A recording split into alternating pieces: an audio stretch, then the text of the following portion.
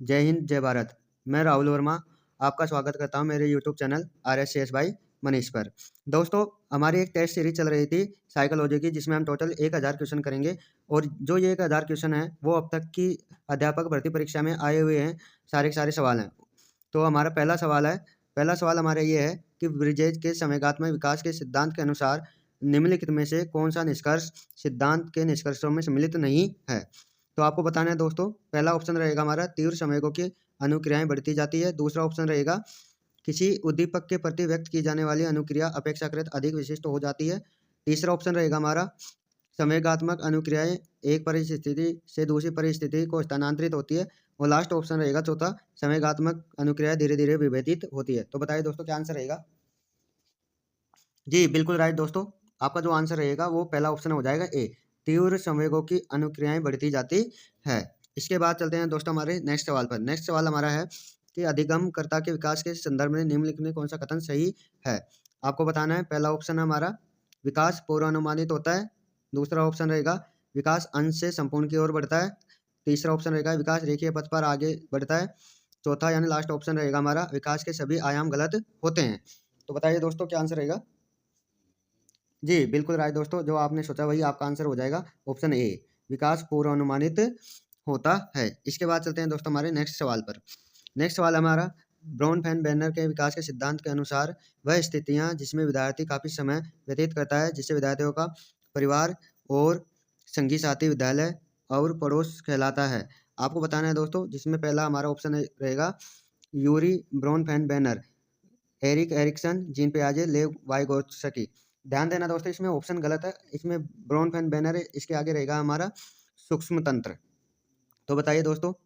जी दोस्तों, आपका जो आंसर रहेगा वो हमारा पहला ही ऑप्शन हो जाएगा, ब्राउन बैनर, जिसके आगे कर लेना दोस्तों सूक्ष्म तंत्र। सूक्ष्म तंत्र हमारा इसका आंसर हो जाएगा। इसके बाद चलते हैं दोस्तों हमारे नेक्स्ट सवाल पर।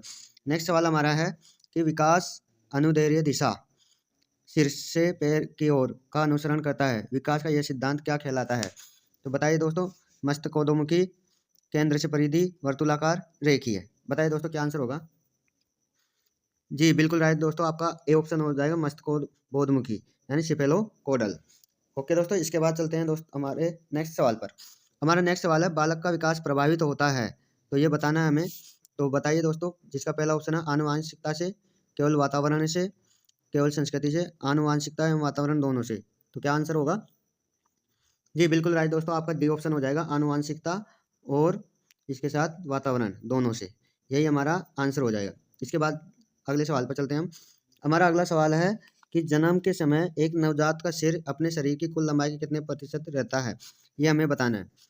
तो हमारा पहला ऑप्शन हो जाएगा 15, दूसरा 25, तीसरा 40, चौथा 50। तो बताइए दोस्तों कितना प्रतिशत रहता है। जी बिल्कुल राइट दोस्तों, हमारा जो आंसर हो जाएगा वो बी हो जाएगा यानी 25%। इसके बाद नेक्स्ट सवाल है हमारा। नेक्स्ट सवाल है शारीरिक गतिज वृद्धि रखने वाले बच्चों की अंतिम अवस्था निम्नलिखित में से कौन सी हो सकती है।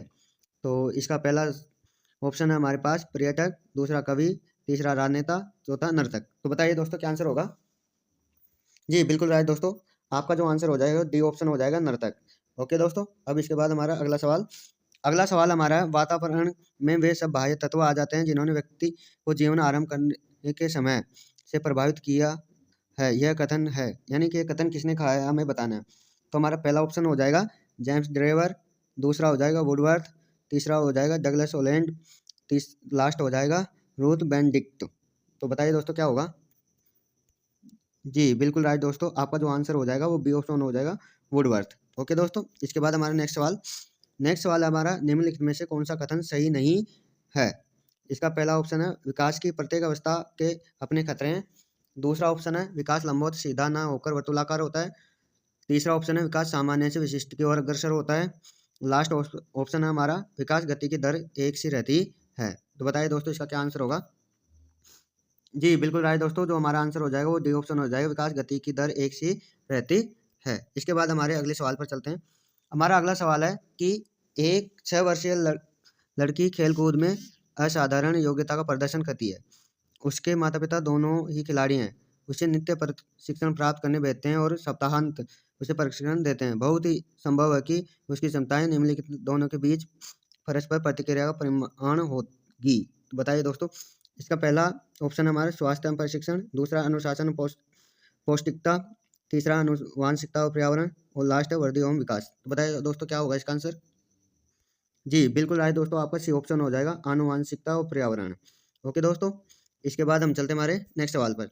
हमारा नेक्स्ट सवाल है, एरिक्सन के मनो सामाजिक विकास के सिद्धांत में उद्यमिता बनाम हीनता विकास की निम्नलिखित में से कौन सी अवस्था से संबंधित है? तो बताइए दोस्तों क्या होगा इसका आंसर? पहला है हमारा किशोरावस्था, दूसरा है उत्तर बाल्यावस्था, तीसरा है पूर्व बाल्यावस्था, लास्ट है पूर्व प्रौढ़ अवस्था। तो बताइए दोस्तों। बिल्कुल राइट दोस्तों, जो आपका आंसर हो जाएगा वो बी ऑप्शन उत्तर बाल्यावस्था हो जाएगा। ओके दोस्तों, इसके बाद चलते हैं हमारे नेक्स्ट सवाल पर। व्यवहार परिवर्तन वृद्धि है। पहला है इसका ऑप्शन मात्रात्मक, दूसरा है गुणात्मक, तीसरा है संज्ञानात्मक और चौथा है मनोगत्यात्मक। तो बताइए दोस्तों क्या आंसर होगा? जी बिल्कुल राइट दोस्तों, जो आपका आंसर हो जाएगा वो बी ऑप्शन हो जाएगा। सॉरी बी नहीं, ए ऑप्शन हो जाएगा इसका। ए ऑप्शन, इसको राइट कर लीजिए, ए मात्रात्मक। ओके, इसके बाद हम चलते हैं हमारे नेक्स्ट सवाल पर। नेक्स्ट सवाल है हमारा, वृद्धि के संबंध में कौन सा तथ्य सही नहीं है? तो इसका पहला ऑप्शन है हमारा वृद्धि मात्रात्मक परिवर्तन है, दूसरा ऑप्शन है वृद्धि के कारण कार्य क्षमता में परिवर्तन होता है, तीसरा है वृद्धि परिपक्वता के बाद रुक जाती है, और चौथा है लास्ट ऑप्शन है सामान्यतः वृद्धि विकास में योगदान देती है पर हमेशा नहीं। तो बताइए दोस्तों इसका क्या आंसर हो जाएगा? बिल्कुल राइट दोस्तों, इसका जो आंसर होगा वो बी ऑप्शन हो जाएगा, वृद्धि के कारण कार्य क्षमता में परिवर्तन होता है। इसके बाद चलते हमारे नेक्स्ट सवाल पर। हमारा नेक्स्ट सवाल है, अपनी सामाजिक विकास की प्रक्रिया में बालक समूह बनाता है वह अवस्था है। पहला ऑप्शन है हमारा किशोरावस्था, दूसरा प्रौढ़ावस्था, तीसरा बाल्यावस्था, चौथा है शिशुअवस्था। तो बताइए दोस्तों इसका क्या आंसर होगा? जी बिल्कुल राइट दोस्तों, आपका जो आंसर हो जाएगा वो सी ऑप्शन बाल्यावस्था हो जाएगा। इसके बाद चलते हैं दोस्तों हमारे नेक्स्ट सवाल पर। हमारा नेक्स्ट सवाल है, विकास केंद्र से परिधि की ओर अग्रसर होता है, विकासात्मक दिशा का यह सिद्धांत क्या कहलाता है? बताइए दोस्तों इसका।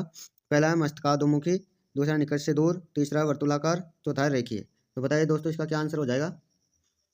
जी बिल्कुल राइट दोस्तों, जो आपका आंसर होगा वो बी ऑप्शन निकट से दूर की ओर हो जाएगा। इसके बाद चलते हैं दोस्तों हमारे नेक्स्ट सवाल पर। नैतिक विकास में प्रश्नों के सही और गलत संबंधित निर्णय में सम्मिलित चिंतन प्रक्रिया कहलाती है। तो इसका पहला ऑप्शन है हमारा नैतिक यथार्थवाद, दूसरा है नैतिक तार्किकता, तीसरा है नैतिक संकट और लास्ट ऑप्शन है नैतिक दुविधा। बताइए दोस्तों क्या आंसर हो जाएगा इसका? जी बिल्कुल राइट दोस्तों, आपका जो आंसर हो जाएगा वो बी वाला ऑप्शन हो जाएगा, नैतिक तार्किकता। ओके दोस्तों, इसके बाद हम चलते हैं हमारे नेक्स्ट सवाल पर। हमारा नेक्स्ट सवाल है दोस्तों, हमारे नेक्स्ट सवाल में निम्नलिखित में से एक को छोड़कर मानसिक विकास के पर्यावरणीय कारकों में सभी शामिल है वह है। तो बताइए दोस्तों इसका पहला ऑप्शन है अधिगम वातावरण, दूसरा पोषण की गुणवत्ता, तीसरा परिवार संस्कृति, लास्ट ऑप्शन है बुद्धि। तो बताइए दोस्तों इसका क्या आंसर हो जाएगा? जी बिल्कुल राइट दोस्तों, इसका डी ऑप्शन बुद्धि आंसर हो जाएगा। ओके दोस्तों, इसके बाद चलते हैं हमारे नेक्स्ट सवाल पर। नेक्स्ट सवाल है हमारा, विकास का कौन सा सिद्धांत इस बात पर आधारित था कि बच्चे दूसरों के व्यवहार को देखकर और उनकी नकल करके सीखते हैं? पहला ऑप्शन है हमारा क्रिया प्रस्तुत, दूसरा है सामाजिक अधिगम, तीसरा है शास्त्रीय अनुबंध, चौथा है प्रयास और त्रुटि। बताइए दोस्तों क्या आंसर होगा? जी बिल्कुल राइट, आपका जो आंसर हो जाएगा वो एकदम बी वाला ऑप्शन हो जाएगा, सामाजिक अधिगम। ओके, अब चलते हैं हमारे नेक्स्ट सवाल पर। हमारा नेक्स्ट सवाल है दोस्तों, निम्नलिखित विकल्पों में से बालक की वृद्धि के बारे में कौन सा विकल्प सही है? पहला वृद्धि अधिगम और अनुभव का परिणाम है, दूसरा वृद्धि कोशिकाओं व अवयवों के आकार में परिवर्तन है, वृद्धि शरीर में आंतरिक परिवर्तन है जिसका मापन नहीं किया जा सकता, वृद्धि शरीर में केवल गुणात्मक परिवर्तन है। बताइए दोस्तों इसका क्या आंसर हो जाएगा? जी बिल्कुल राइट दोस्तों, आपका आंसर बी ऑप्शन हो जाएगा, वृद्धि कोशिकाओं और अवयवों के आकार में परिवर्तन है। ओके दोस्तों, लास्ट और फाइनल सवाल हमारा, लास्ट सवाल है, निम्न से कौन सा विकल्प वृद्धि एवं विकास के सामान्य सिद्धांत के बारे में सही नहीं है? बताइए दोस्तों, पहला ऑप्शन विकास क्रम में एकरूपता, दूसरा विकास विशेष से सामान्य की ओर चलता है, तीसरा निरंतरता का सिद्धांत, चौथा वैयक्तिक अंतर का सिद्धांत। बताइए दोस्तों इसका आंसर क्या हो जाएगा? जी बिल्कुल राइट दोस्तों, इसका जो आंसर हो जाएगा बी ऑप्शन हो जाए, विकास विशेष से सामान्य की ओर चलता है। ओके दोस्तों, ये हमारे सारे सवाल कंप्लीट हो चुके हैं। अगर दोस्तों वीडियो आपको पसंद आए तो लाइक शेयर सब्सक्राइब करें और मेरा हौसला बढ़ाएं। इसी प्रकार मैं आपके लिए कंप्लीट 1000 साइकोलॉजी के जो अब तक के आए हुए सवाल हैं उनको आने वाली भर्ती परीक्षाओं से पहले कंप्लीट करा दूंगा, जिससे आप अपनी योग्यता को भी जांच सकते हैं हमारी इस टेस्ट सीरीज के साथ। ओके दोस्तों, धन्यवाद।